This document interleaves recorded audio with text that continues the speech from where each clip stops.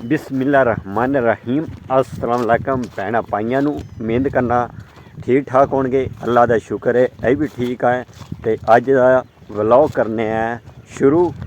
बाहर आया सी खेतों वाली साइड ते इत्थे दा व्लॉग मैं क्या इंटरव्यू करिए तो शुरू करिए भैन भाइयों तिकर अज व्लॉग पहुँचा देविए नसीम फैमिली व्लॉग ते, क्योंकि इस तरह ही है रोज़ाना थानू व्लॉग मिलता पाया तो लेकिन तुम सपोर्ट कोई नहीं करते पे।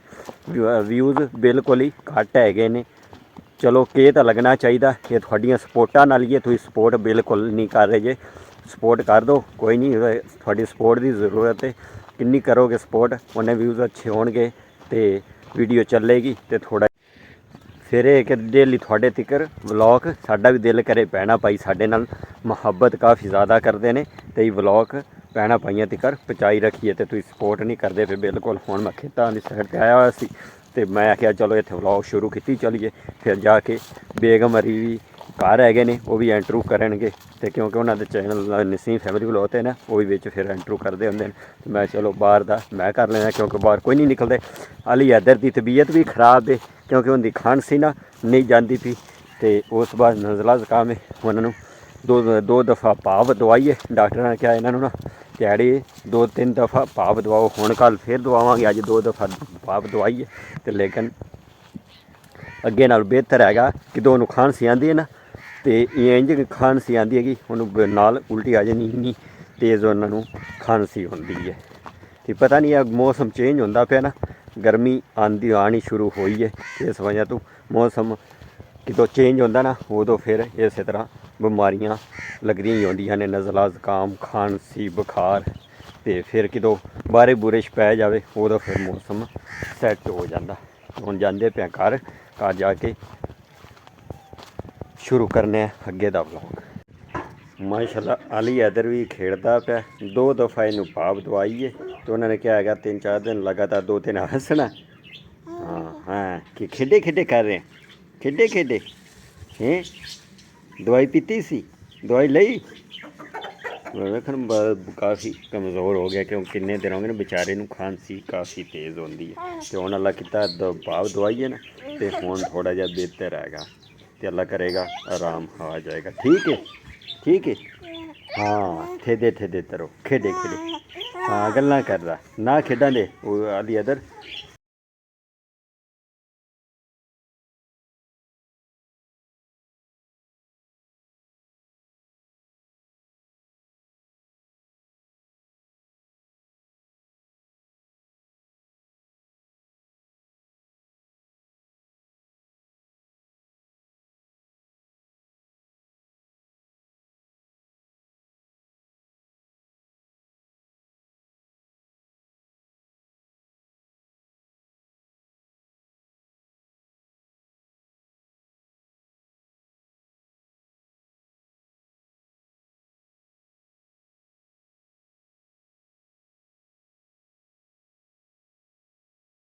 थोड़ा जहा कम चला गया सी वो मैनू टाइम काफ़ी लग गया सी। हुण जाके आया तो शाम दियां अज़ानां हो गई तो नेरा काफ़ी हो गया है।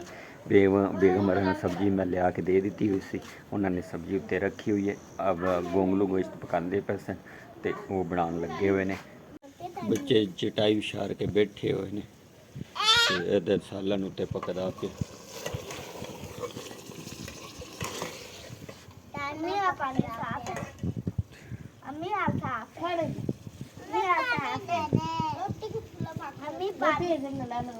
क्योंकि वे फिर पानी लाएंगे ना क्योंकि गोंगल को इसके ना सालन चाहिए।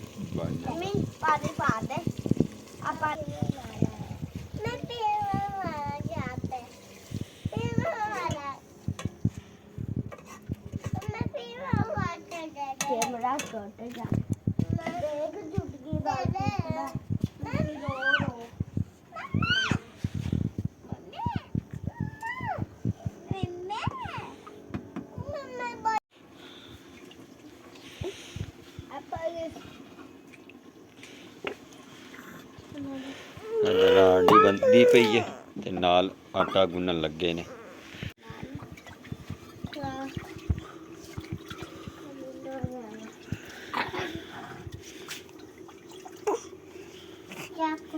बच्चे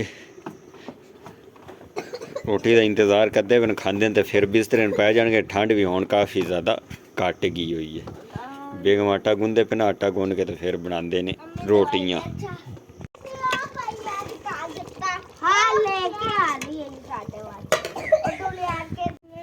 ਸਾਲਣ ਹੋ ਗਿਆ ਸੀ ਤਿਆਰ, ਉੱਤੇ ਤਵਾ ਰਾਹ ਦਿੱਤਾ ਹੋਇਆ ਗਰਮ ਹੁੰਦਾ ਤੇ ਵਿੱਚ ਪਾਉਣ ਲੱਗੇ ਨੇ ਗਰਮ ਮਸਾਲਾ। ਗਰਮ ਮਸਾਲੇ ਨਾਲ ਨਾ ਸਾਲਣ ਫਿਰ ਸਹੀ ਲੱਗਦਾ, ਕਿ ਖੁਸ਼ਬੂ ਆ ਜਾਂਦੀ ਇਸ ਗਰਮ ਮਸਾਲੇ ਦੀ। ਬਣ ਗਿਆ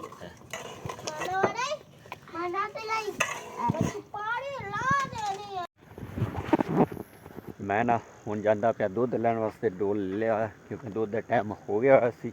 ਤੇ ਦੁੱਧ ਲੈ ਆਨੇ ਤੇ ਬੇਗਮ ਮੇਰੀ ਰੋਟੀਆਂ ਬਣਾ ਲੈਂਦੇ ਨੇ ਤੇ ਬੱਚੇ ਖਾ ਲੈਣਗੇ। ਤੇ ਮੈਂ ਉਨੀ ਦੇਰ ਨੂੰ ਦੁੱਧ ਲੈ ਆਨੇ, ਫਿਰ ਦੁੱਧ ਗਰਮ ਕਰਾਂਗੇ। ਦੁੱਧ ਗਰਮ ਕਰਕੇ ਤੇ ਚਾਹ ਛਾਪ ਪਕਾ ਕੇ ਤੇ ਫਿਰ ਸੌਣ ਦੀ ਤਿਆਰੀ ਹੋ ਜਾਏਗੀ। ਹਨੇਰਾ ਵੀ ਵੇਖੋ ਨਾ ਕਾਫੀ ਹੋਇਆ ਪਿਆ। ਅਲਹਮਦੁਲਿਲਾ ਦੁੱਧ ਲੈ ਕੇ ਮੈਂ ਘਰ ਵਾਪਸ ਆ ਗਿਆ ਤੇ ਬੇਗਮ ਨੇ ਰੋਟੀਆਂ ਪਕਾ ਕੇ ਖਾ ਕੇ ਅੰਦਰ ਚਲੇ ਗਏ ਨੇ ਬਿਸਤਰਿਆਂ ਵਿੱਚ, ਕਿਉਂਕਿ ਅਲੀ ਇੱਧਰ ਸੌਂਦਾ ਨਹੀਂ ਪਿਆ ਸੀ। ਬੇਗਮ ਨੇ ਫਿਰ ਉਹਨਾਂ ਨੂੰ ਚੁੱਕ ਲਿਆ ਤੇ ਮੈਂ ਕਿਹਾ ਚਲੋ ਮੈਂ ਦੁੱਧ ਉਬਾਲ ਕੇ ਤੇ ਚਾਹ ਬਣਾ ਲਾਂਗੀ। ਦੁੱਧ ਉੱਤੇ ਉਬਲਣੇ ਰੱਖਿਆ, ਉਬਲਦਾ ਤੇ ਫਿਰ ਕਿਹੜਾ ਹੈਗਾ ਚਾਹ ਬਣਾ ਲਾਂਗੇ।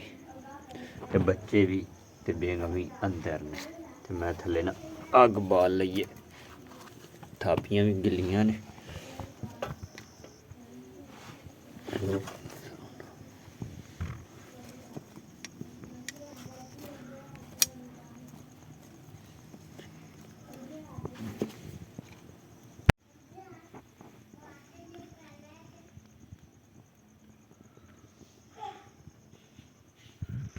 ਅਲੀ ਇੱਧਰ ਸੌਂ ਗਿਆ ਹੋਇਆ ਤੇ ਹੁਣ ਬੇਗਮ ਚਾਹ ਬਣਾਉਣ ਲੱਗ ਪਏ ਨਾ। ਦੁੱਧ ਕੱਢ ਗਿਆ ਹੋਇਆ ਸੀ, ਕੱਢ ਕੇ ਇਹਦੇ ਕੱਢ ਲਿਆ ਤੇ ਹੁਣ ਚਾਹ ਪੱਕ ਜਾਂਦੀ, ਪੀ ਕੇ ਤੇ ਫਿਰ ਸੌਣ ਦੀ ਤਿਆਰੀ ਹੋ ਜਾਏਗੀ।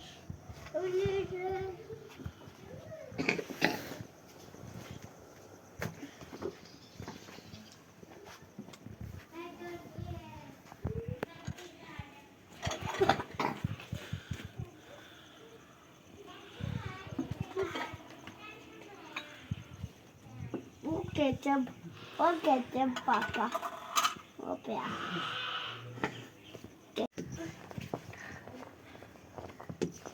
चाचू बेटा यार चाचू बेटा यार चाचू बेटा यार चाचू बेटा यार मैं बोलो आना भैया चाचू मंडा लेगा चाचू है तेरा बोलंडा ले Mum, no.